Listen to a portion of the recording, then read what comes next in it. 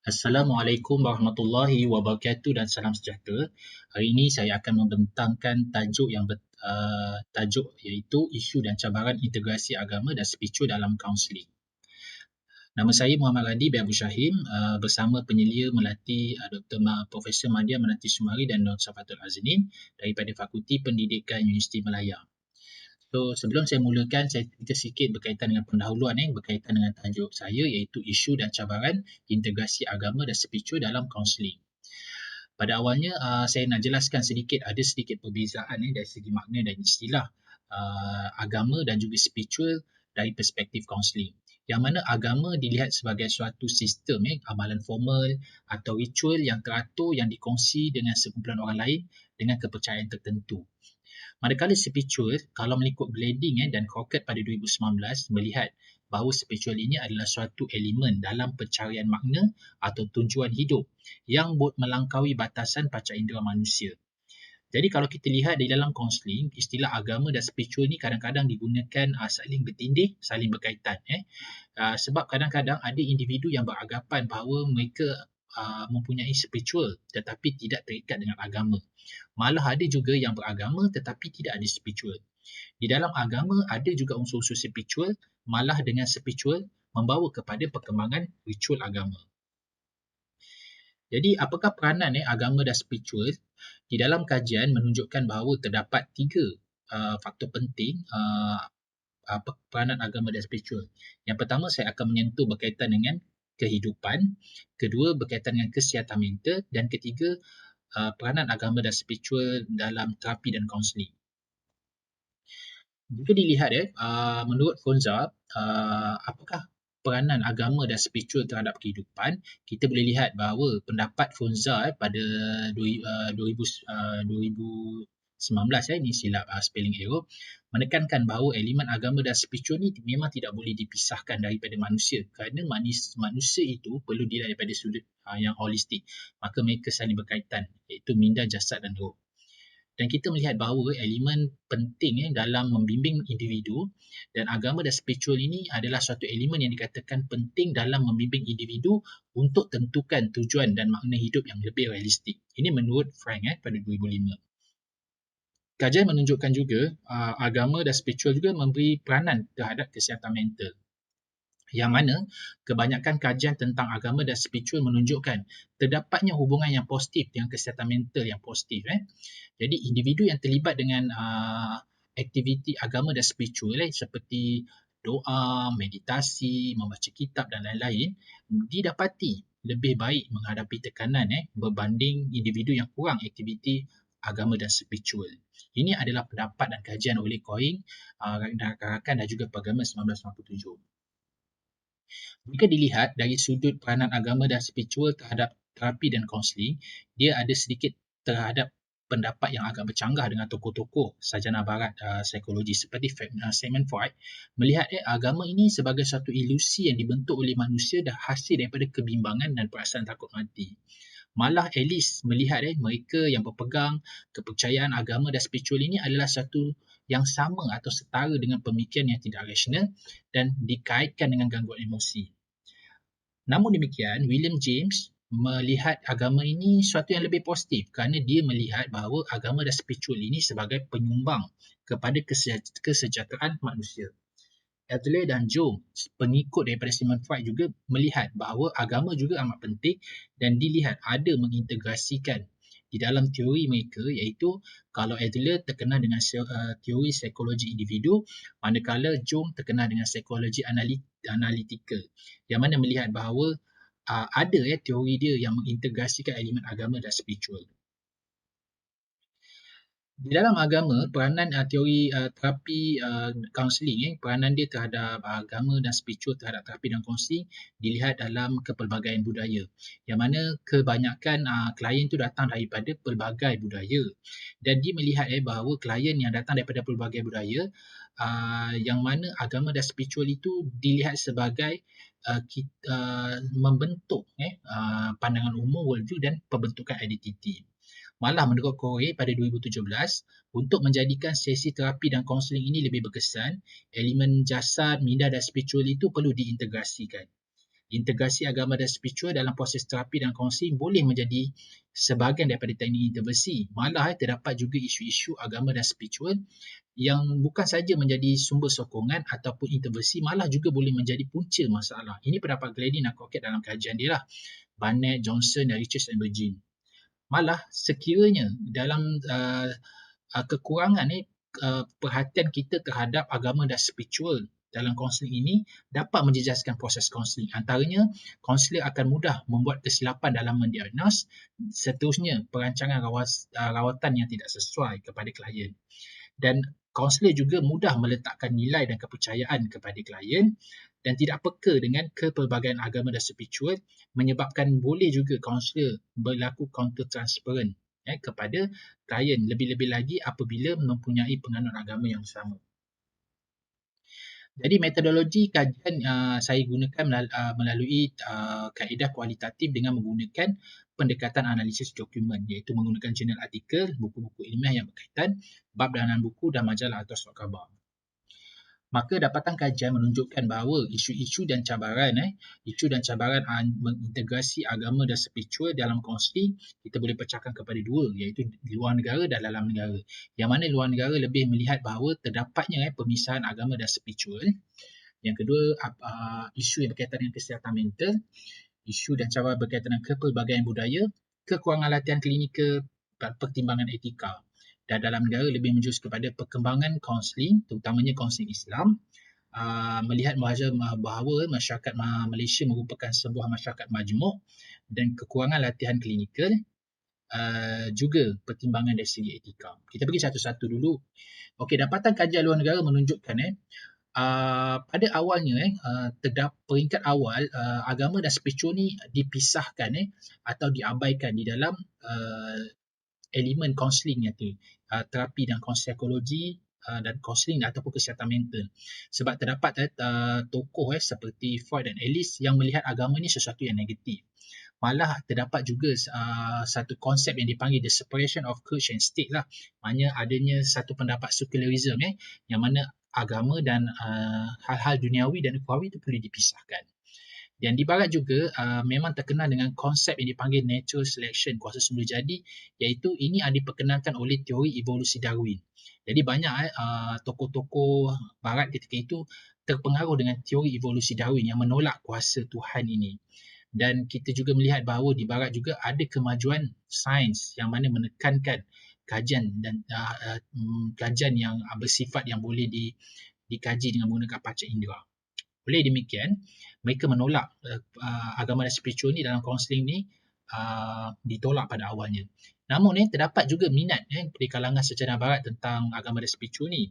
Contoh tokoh-tokoh yang mengkaji tentang psikologi agama dan juga spiritual ni seperti G. Stanley Hall, William James, William Hood, Alfred Adler, Carl Jung, Gordon Allport. Kerana dia melihat bahawa untuk melihat manusia ni lebih holistik, kita tidak boleh pisahkan elemen spiritual. Dan kalau kita di barat baru-baru ini sudah timbul satu minat yang mana adanya dua jurnal utama yang memuatkan kajian-kajian berkaitan spiritual, iaitu The Journal of Religions, Religious Psychology and The American Journal of Religious Psychology and Education. Kajian Bowsera 2010 melihat bahawa agama dan spiritual ini sangat memberi satu yang signifikan dalam kesihatan mental kerana sebagai seorang manusia, elemen jasmani dan spiritual itu saling berkaitan. Sekiranya seorang itu terlibat dengan penyakit jasmani, dia akan memberi kesan kepada kesan spiritual. Begitu juga kalau ia ada masalah dari spiritual, dia akan memberi juga kesan kepada elemen jasmani manusia. Malah Gladys Nakokek melihat bahawa agama dan spiritual memainkan peranan yang besar dalam proses penyembuhan yang dilihat lebih holistik. Jadi harapan dan keyakinan apabila berhadapan dengan ketidakpastian dan konflik. Jadi apabila manusia berhadapan dengan satu ketidakpastian dan konflik, maka agama dan spiritual boleh dijadikan satu harapan dan mengembali balik keyakinan individu dalam menghadapinya. Dan agama dan spiritual juga dilihat sebagai suatu bentuk sokongan kepada individu yang mengalami kesihatan mental apabila klien ataupun individu yang menghadapi masalah kesihatan mental itu mula mengamalkan doa, meditasi dan mendapat sokongan daripada kelompok agama ini dapat membantu kesihatan mental yang lebih baik. Dari isu dan cabaran mengintegrasi agama dan spiritual juga kita boleh lihat dari segi kepelbagaian budaya. Yang mana kita lihat bahawa budaya, agama dan spiritual ini saling berkaitan. Yang mana agama dan spiritual ini merupakan satu teras pembentukan nilai-nilai klien yang perlu kita hormati. Dan dia tidak boleh terpisah daripada elemen budaya sendiri. Dan pembentukan identiti dan pandangan umum worldview juga banyak dipengaruhi oleh agama dan spiritual. Agama dan spiritual juga menjadi sumber sokongan dan punca masalah. Dia boleh menjadi sumber sokongan, malah boleh juga menjadi punca masalah dalam klien memahami sesuatu ajaran dan kepercayaan spiritual. Kekurangan latihan klinikal juga merupakan satu isu yang agak besar di dalam mendepani isu integrasi agama dan spiritual dalam kaunseling, yang mana kita melihat kaunselor rasa kurang bersedia yang tidak berminat dalam menyentuh isu agama dan spiritual dalam kaunseling kerana kurangnya pendedahan membuatkan klien kurang cekap dalam mengendalikan isu-isu yang berkaitan agama dan spiritual. Ini kajian yang dilakukan oleh Council for Accreditation of Counselling and Related Educational Program, CACREP. Dia mendapati bahawa kurang daripada 25% program yang ditawarkan mempunyai kursus yang berkaitan dengan aspek agama dan spiritual. Jadi antara isunya adalah kekurangan latihan klinikal. Isu dan cabaran juga berkaitan dengan pertimbangan etika yang mana menurut Brown dan rakan-rakan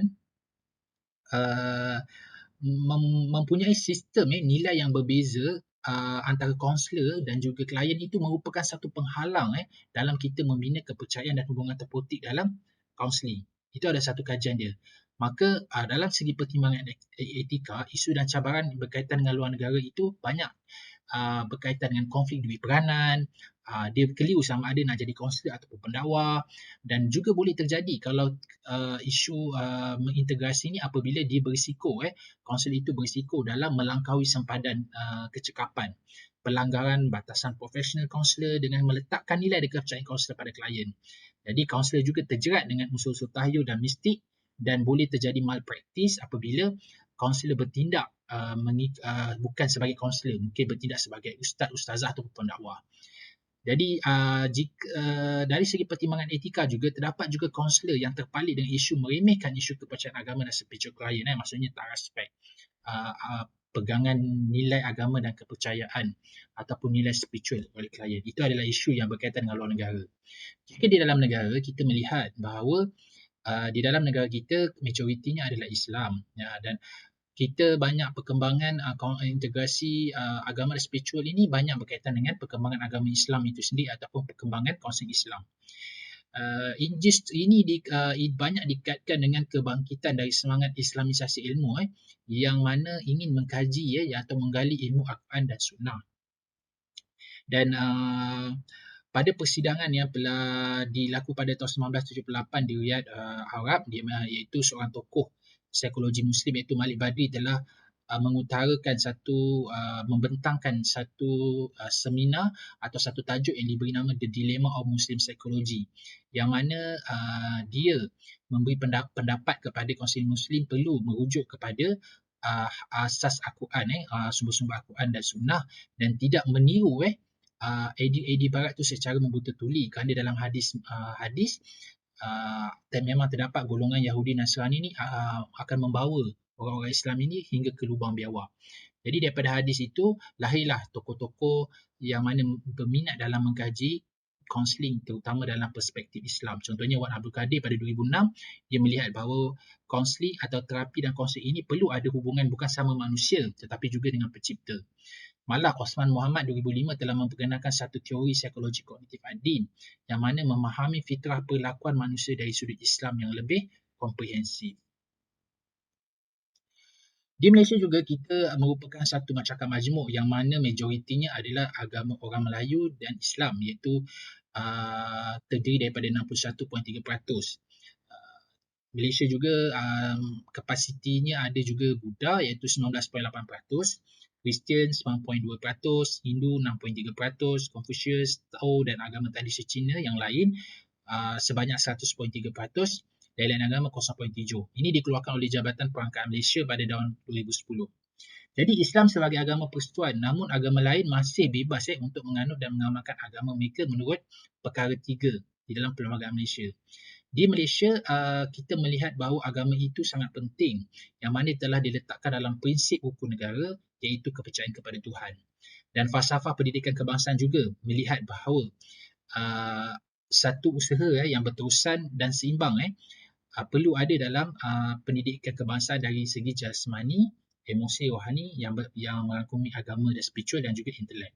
Jadi penekanan untuk agama dan spiritual ni amat dititik beratkan kalau di Malaysia lah. Namun demikian kita dapati bahawa kalau di universiti awam, hanya 4 daripada 4 universiti awam menawarkan kursus berkaitan agama, tetapi hanya tertumpu kepada agama Islam. Ini yang dikeluarkan oleh Lembaga Kaunseling Malaysia. Jadi terdapat juga subjek kaunseling kepelbagaian budaya, tetapi tidak menyentuh elemen agama dan spiritual dengan mendalam. Jadi kajian berkaitan dengan integrasi agama dan spiritual dalam kaunseling juga terhad kalau di Malaysia. Dan kita lihat bahawa kalau merujuk pada kod etika Malaysia, kita memang diberi penekanan bahawa kita perlu memahami dan menghormati kepelbagaian budaya dari segi etnik, bangsa dan agama, iaitu kita perlu hormat dan perlu meletakkan nilai.